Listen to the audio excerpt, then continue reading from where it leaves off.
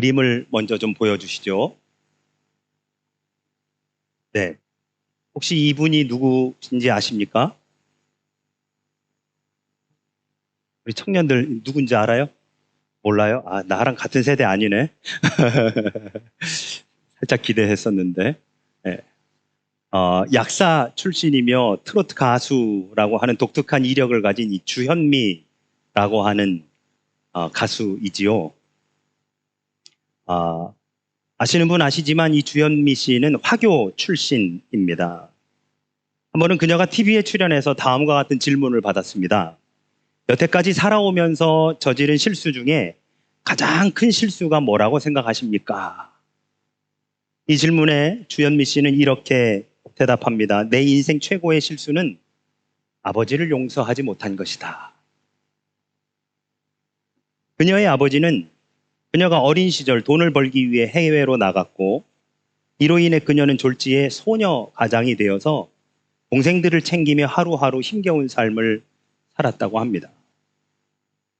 끝을 모르는 힘든 시간들을 버티다 보니 그녀의 마음속에는 아버지를 향한 원망이 조금씩 자리 잡기 시작했고요. 그 원망은 아버지가 돌아가시기 전까지도 계속되었다고 합니다. 얼마나 아버지가 미웠던지 결국 아버지가 돌아가시기 전까지 자신이 낳은 아이들, 즉 아버지한테는 손주가 되는 것이죠. 그 아이들의 얼굴도 보여주지 않을 정도였었다고 합니다. 그녀는 방송에서 이렇게 말했습니다. 이제는 내 자신이 용서되지 않는다. 아버지가 이렇게 빨리 돌아가실 줄 몰랐습니다. 지금은 비록 옆에 안 계시지만 늘 노래 잘한다고 믿어주셨던 아버지께 감사하고 이제 자신도 부모가 되어 보니 아버지의 그 마음을 조금은 이해할 수 있다라고 울먹이며 방송을 마무리하는 것을 본 적이 있습니다. 여러분, 누군가를 용서한다는 것은 쉬운 일이 아닙니다. 어쩌면 우리 인간에게 가장 어려운 일이 바로 어려운 일 중에 하나가 이 용서하는 것이 아닐까라고 하는 생각을 해보게 됩니다. 오늘 성령 강림 후 제16주이자 기독교 교육진흥주의를 맞아서 용서, 진정한 천국이라고 하는 제목으로 우리 함께 사랑과 용서에 대한 말씀을 함께 나눠보고자 합니다. 기독교 교육진흥주의, 기독교 교육에 있어서 가장 중요한 것은 저는 바로 이 사랑과 용서라고 생각합니다. 우리가 기독교 교육을 우리 아이들에게 우리 예수 그리스도의 그 마음을 전달할 때 예수님의 마음을 크게 두 가지로 사랑과 용서라고 할 수 있겠지요. 오늘 본문 마태복음 18장은 베드로가 예수님께 나와서 용서에 대해서 질문을 하는 장면으로 시작합니다. 형제가 죄를 지으면 몇 번이나 용서해야 됩니까? 21절 말씀입니다. 그때에 베드로가 나와 이르되 주여 형제가 내게 죄를 범하면 몇 번이나 용서하여 주리이까? 베드로는 예수님께 자신에게 잘못한 사람을 몇 번 용서해 줘야 되느냐라고 그렇게 묻고 있습니다. 그러면서 7번까지 하면 되겠습니까? 라고 그렇게 묻고 있지요. 여러분, 우리가 성경에서 7이라고 하는 숫자를 완전수라고 그렇게 이야기하곤 하지요. 물론 베드로가 그 완전수라고 하는 7을 의식해서 예수님께 7번 용서하면 됩니까? 라고 물어본 것도 사실입니다. 그런데 당시 유대 랍비들은 3번까지 용서하되 4번부터는 용서하지 말라라고 그렇게 가르쳤습니다. 그러니까 당시 히브리 사람들, 유대 랍비들의 용서에 대한 규례에 의하면 3번까지는 용서하는 거예요. 그러니 이 3번에 베드로가 4번을 더해서 이 정도면 충분하게 용서한 것 아닙니까? 라고 예수님께 여쭤보는 겁니다.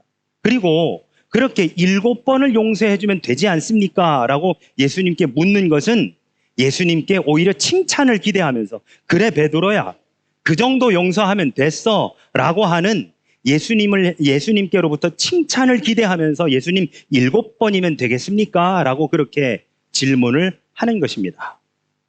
하지만 예수님은 7번이 아니라 7번씩 70번이라도 용서하면 해야 된다라고 그렇게 말씀하고 계시지요. 7번씩 70번이라도. 그러면 보시죠, 여러분. 7번씩 70번이면 77에 49, 490번이죠. 그럼 이렇게 여쭤볼게요. 아까 말씀드린 그 유대 랍비들은 3번까지 용서하고 4번부터는 용서하지 말라라고 한 것과 마찬가지로 예수님은 490번까지 용서하고 491번째부터는 용서하지 말라는 말씀이시던가요? 그렇지 않습니다. 용서에는 횟수의 제한이 없다라는 말씀을 하시는 거죠. 490이라고 하는 7번씩 70번이라고 하는 것은 490번을 용서하라는 말씀이 아니라 그만큼 많이 용서에는 횟수 제한이 무제한적으로 용서해 주라라고 하는 바로 그러한 말씀이 되어지는 것입니다. 우리는 이 제한이 없는 용서를 말씀하시는 예수님을 보며 감사한 마음을 가질 수 있습니다. 우리에게 진실된 회개만 있다면 주님은 7번씩 70번 그 이상으로 우리를 용서해 주시는, 어쩌면 여러분 저도 그렇고 여기 계신 우리 모두가 다 이미 예수님께로부터 7번씩 70번 이상의 용서를 받지 않았을까라고 하는 생각을 해봅니다. 아주 작은 거에서부터 큰 것에 이르기까지 우리는 이미 490번 이상의 용서를 이미 받은 사람들. 우리는 연약하기 때문에 매일같이 죄를 짓고 넘어질 수 있습니다.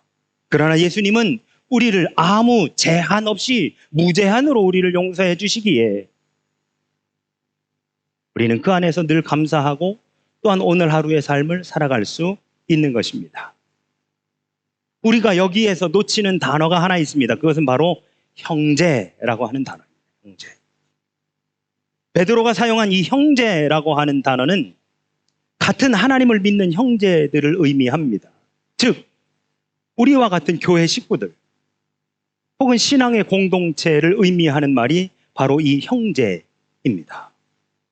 그러니까 결론을 내리자면 신앙 공동체 안에서 누군가가 잘못을 한다 할지라도 제한을 두지 말고 용서해주고 그를 관용하고 품어주라고 하는 것이 오늘 본문에서의 예수님의 가르침이 되는 것이지요. 그리고 예수님은 23절 말씀에서부터 이 용서에 관한 어떤 이야기를 하나 들려주십니다. 23절과 24절입니다. 그러므로 천국은 그 종들과 결산하려 하던 어떤 임금과 같으니 결산할 때에 10,000달란트 빚진 자 하나를 데려오매라고 말씀하십니다. 자, 우리 산수를 한번 해보실까요? 10,000달란트 빚진 자가 예수님께 끌려왔습니다. 여러분, 이 10,000달란트가 얼마냐면요, 노동자의 하루 일당이 1데나리온입니다. 1데나리온. 그런데 1달란트는 6,000데나리온입니다. 이해가 되시죠? 하루 노동자의 품삯이 1데나리온인데 1달란트는 6,000데나리온입니다.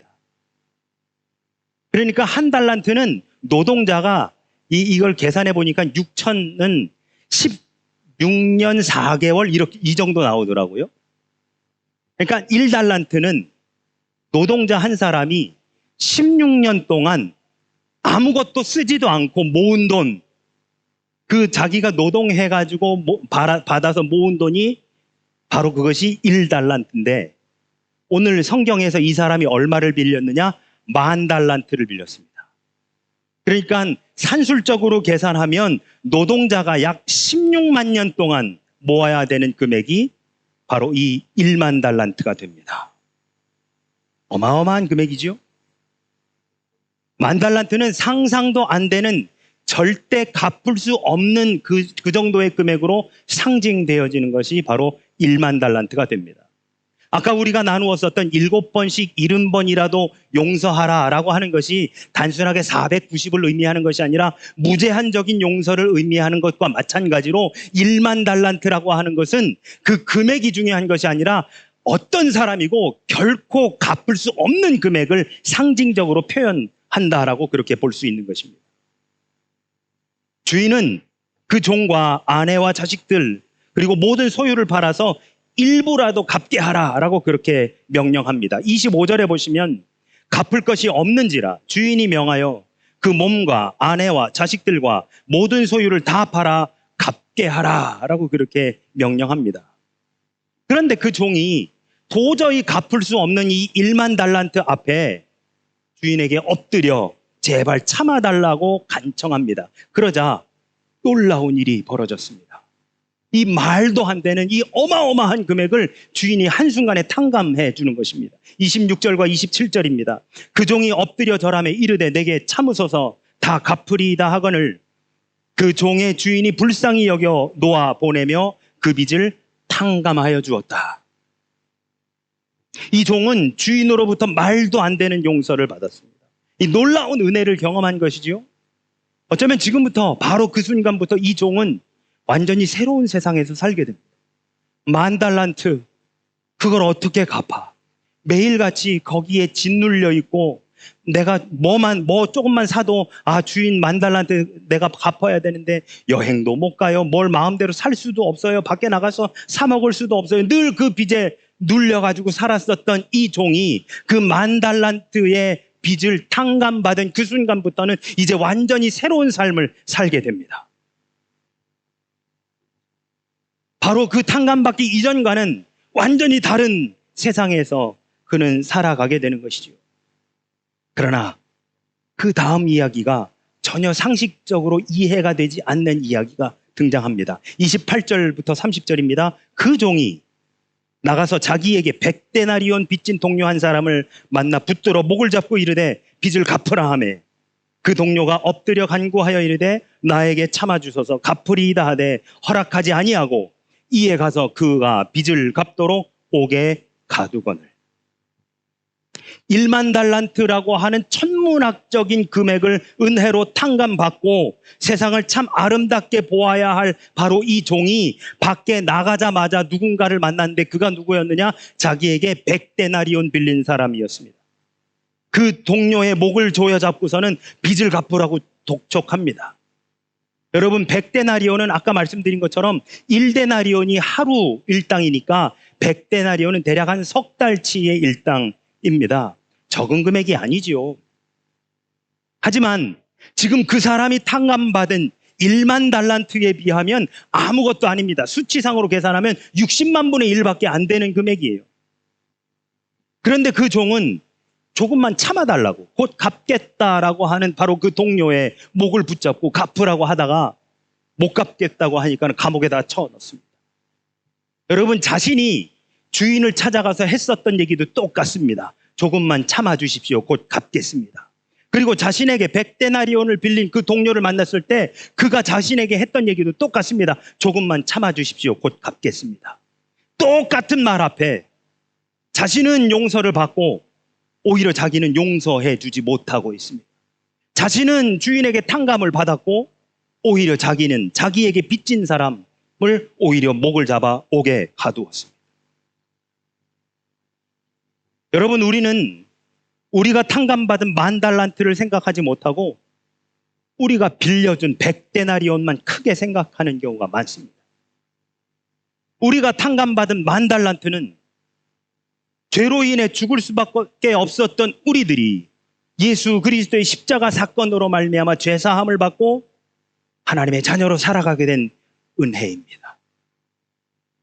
우리가 하나님의 자녀로 이 세상을 살아간다는 것은 때로는 불편함과 어려움을 감수해야 합니다. 이 땅에 그리스도인이라고 하는 사람들은요, 알고도 모른 척 해주고 때로는 이길 수 있음에도 져줘야 하고 먼저 양보하고 그리고 내가 나중에 하겠다라고 그리고 용서해 주어야만 할 때가 종종 있습니다. 내가 손해를 봐야 하는 경우, 이 땅에 그리스도인으로 살기 위해 손해를 감수해야 하는 경우, 알고도 모른 척 해야 되는 경우, 그리고 용서해 줘야 되는 경우도 많이 있습니다. 하지만 여러분, 그것들은 우리가 10,000달란트의 그 빚을 탕감받아서 하나님의 자녀로 이 세상을 살아갈 수 있게 된 것에 비하면 어쩌면 아무것도 아니지 않을까요? 우리가 누군가를 용서해 줘야 되는 것, 우리가 누군가에게 양보해 줘야 되는 것, 우리가 누군가에게 알고도 져줘야 되는 것은 우리가 받은 10,000달란트 탕감받은 그것보다는 훨씬 적은 100데나리온밖에 안 되는 것일 수 있습니다. 100데나리온만 그것만 바라보면 무척 큰 금액일 수 있지요. 그런데 거기에 매몰되어서 내가 정작 1만 달란트의 빚을 탕감받았다라고 하는 사실을 새카맣게 잊어버리는 경우가 많더라라고 하는 것이지요. 그래서 여러분, 우리는 내가 먼저 1만 달란트 빚진 것을 이미 탕감받았다라고 하는 사실을 늘 마음속에 품고 있어야 하는 것입니다. 이에 예수님은 경고하십니다. 34절과 35절. 주인이 노하여 그 빚을 다 갚도록 그를 옥졸들에게 넘기니라.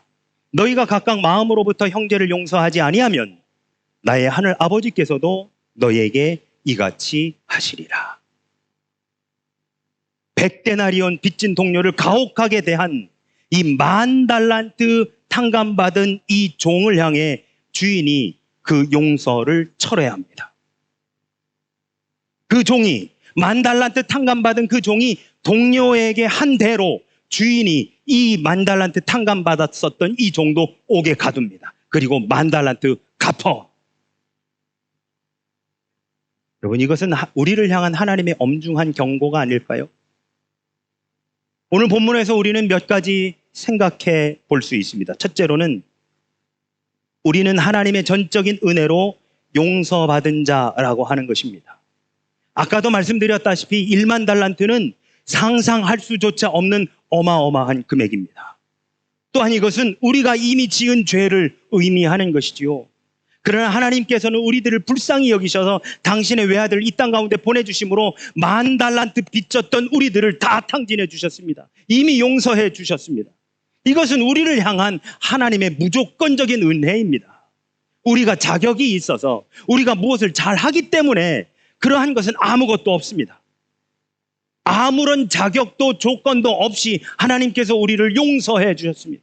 당신의 외아들, 아니 당신께서 친히 인간이 되어 이 땅 가운데 오심으로 10,000달란트 빚졌던 우리를 이미 다 용서해 주셨습니다. 내 의가 아니라 내가 무엇을 잘하고 내가 무언가를 똑똑하고 내가 운이 좋고 내가 뭔가를 잘해서 자격이 있기 때문에 라고 하는 내 의, self-righteousness가 아니라 하나님의 전적인 은혜로 이 10,000달란트를 우린 다 탕감받았습니다. 두 번째로 우리는 서로의 잘못을 용서해야만 한다는 것입니다. 우리가 하나님께 큰 은혜, 큰 용서를 받았기에 우리가 서로 용서하는 것은 당연한 일입니다. 우리가 이미 10,000달란트 탕감받았기에 우리에게 100데나리온 빚진 자를 용서해 주는 것은 당연한 일입니다. 아까도 말씀드린 것처럼 100데나리온만 생각하면 그것도 큰 금액이지만 우리가 탕감받은 1만 달란트에 비하면 아주 보잘것없는 금액이기에 그를 용서해주고 그것을 탕감해주는 것이 어쩌면 너무너무 당연한 일입니다. 여러분, 우리는 삶을 살아가며 여러 관계성 속에서 살아갑니다. 부부 간의 관계, 친구 간의 관계, 이웃 간의 관계, 교회 내에서 성도 간의 관계, 직장에서 동료나 직장 상사나 아니면 후임들과의 관계.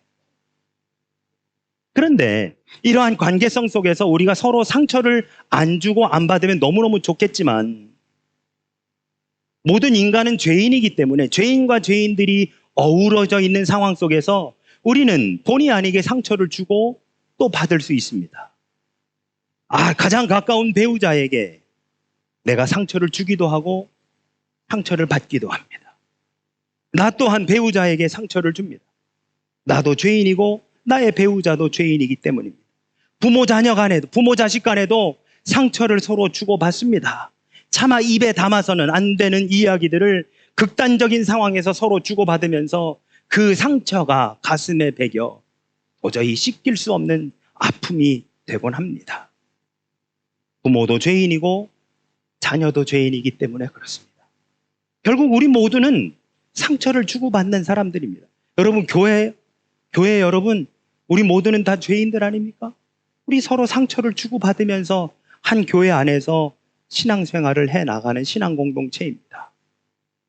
비록 여러 관계 속에서 많은 문제가 있지만 우리가 용서하지 못할 것이 과연 있을까요? 하나님이 1만 달란트 빚졌던 나도 용서해 주셨는데 나에게 100데나리온 빚진 사람 용서 못할 이유가 뭐가 있겠느냐 말입니다. 사회적인 윤리에 근거한 용서를 하려 한다면 할 수 없습니다. 세상의 가치관을 가지고 용서하려고 한다면 결코 용서할 수 없습니다. 그렇기 때문에 우리는 하나님의 말씀에 근거한 용서를 해야 하는 것입니다. 하나님이 우리를 용서해 주신 것처럼 하나님이 우리에게 100만 달란트의 그 빚을 탕감해 주셨기 때문에 우리는 100데나리온의 빚을 나에게 진 사람을 용서해 줄 수 있는 것입니다. 그런데 여러분, 오늘 본문에서 우리에게 주시는 말씀은 결국 내가 받은 은혜를 생각하고 기억하고 용서해 주라. 내가 용서받은 것만큼 너도 용서해 주라. 내가 하나님께 얼마나 큰 은혜를 받았는가, 내가 하나님께 얼마나 큰 용서를 받았는가를 먼저 생각하면 용서해 주지 못할 일이 없다라고 하는 것이지요. 예수님께서는 제자들에게 기도를 가르쳐 주시며 마가복음 6장 12절에서 우리가 우리에게 죄 지은 자를 사하여 준 것 같이 우리 죄를 사하여 주옵소서라고 그렇게 말씀하셨고, 누가복음 15장의 탕자의 비유에서도 아버지의 재산을 다 탕진한 그 아들, 절대로 용서 못할 그 아들이 와서 아버지한테 21절에 지금부터는 아버지의 아들이라 일컬음을 감당하지 못하겠나이다라고 그렇게 말했음에도 불구하고 아버지는 아들을 용서해 주면서 24절에서 내 아들은 죽었다가 다시 살아났으며 내가 잃었다가 다시 얻었노라라고 하면서 그 아들을 완전히 용서해 줍니다. 그런데 여러분, 그런데 오늘 본문에서 또 하나의 단어가 우리의 눈길을 멈추게 합니다. 그것은 바로 천국이라고 하는 단어입니다.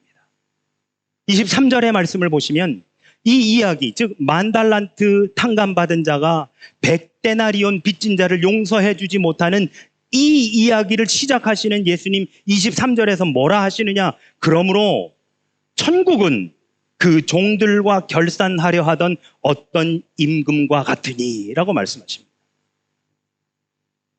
여러분, 오늘 이 말씀이 용서에 대한 말씀인 줄 알고 우리가 읽었었는데 알고 봤더니 23절에서 예수님이 뭐라 하시느냐면 천국은 이와 같은 것이다 라고 하면서 천국에 대한 말씀인 거였더라고요.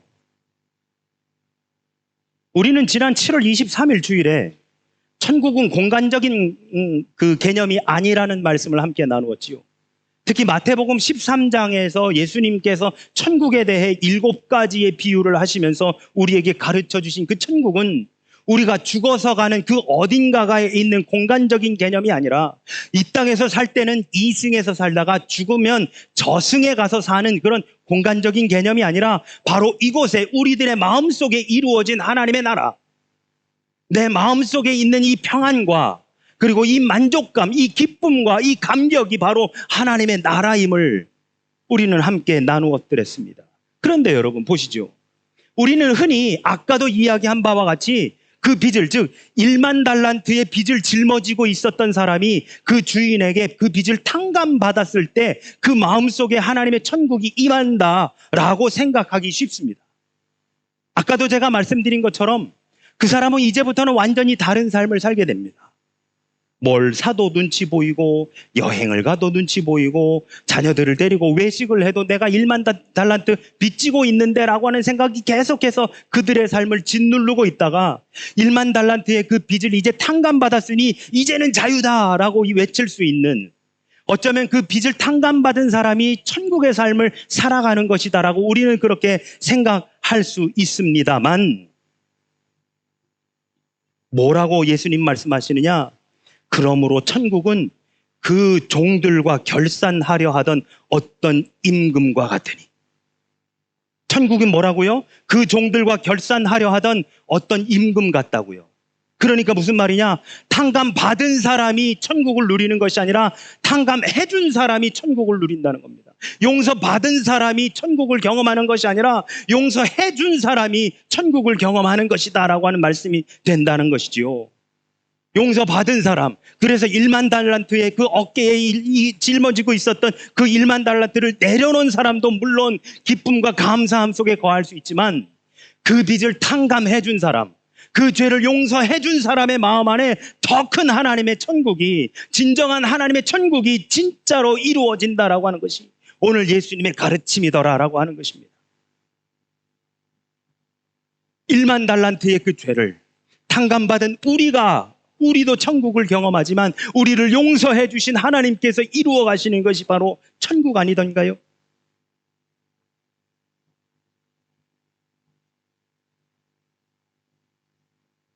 여러분, 몇 차례 말씀드렸다시피 저는 제가 설교 본문을 픽하는 것이 아니라 기독교 역사 속에서 주어진 성서 일과 가운데에 한 주는 구약을, 한 주는 신약을 번갈아 가면서 저는 그렇게 해서 함께 주일의 말씀을 나눕니다.